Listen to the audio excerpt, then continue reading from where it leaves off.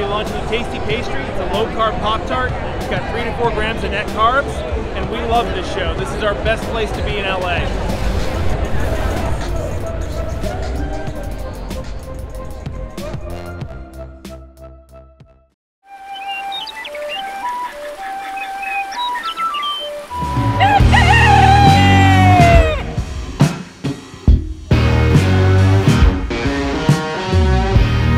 Welcome back to Legendary Foods Muscle in the Morning. I'm Dave Palumbo, and today is Thursday, August 12th, 2021.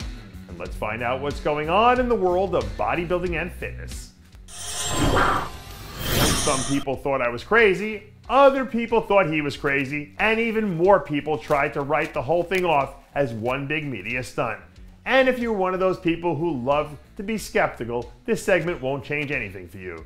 But if you're not, this behind-the-scenes leg training clip of Kai training legs with Blessing Awodibu from this Tuesday has to get you excited.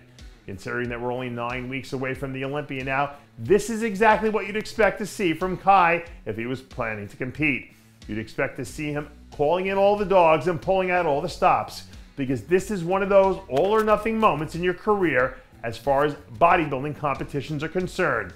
I say this all the time, where there's smoke, there's fire, and things are starting to look awfully smoky around Kai Green now, don't you think? Up until a few days ago, I'd never heard anyone say that it's time to start the finishing, before I read it in a post from Kamal Elgargni. Then, the more I thought about it, the more I started to like it, and the apropos I thought it was for him heading into this year's contest, considering his situation. If you look at where he is at this point in his career compared to where he was last year, it becomes immediately obvious that he's better today than he was then, which is saying something considering the fact that he placed second last year. This version of Kamal isn't looking to finish what he started last year. He wants to finish what he started this year. He wants to prove to the world that Kamal Elgargni is the best 212 athlete in bodybuilding. And if now is the time to start the finishing, then the only real way to finish whatever he needs to be finished is to be the last man standing on October 7th. Now, I want you to take everything I just said about how great Kamal looks and forget about it for a minute, because Derek Lunsford looks like he's about to do some starting and finishing of his own.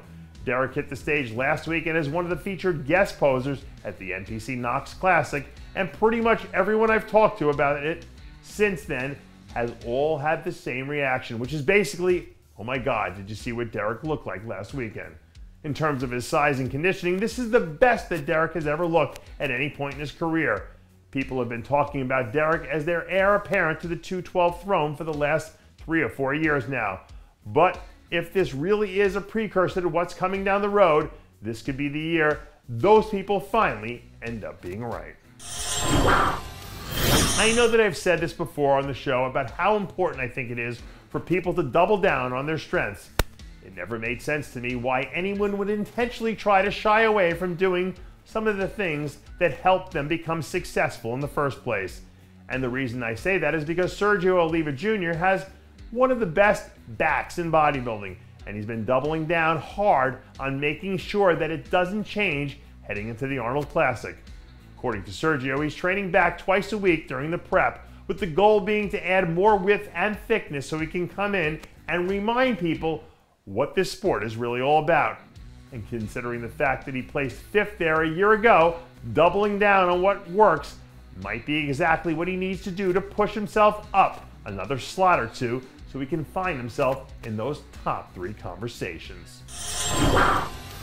And that does it for yet another edition of Muscle in the Morning. I'm Dave Palumbo, reminding you to always be true to your passions, and make sure to follow us on Facebook, Twitter, and Instagram.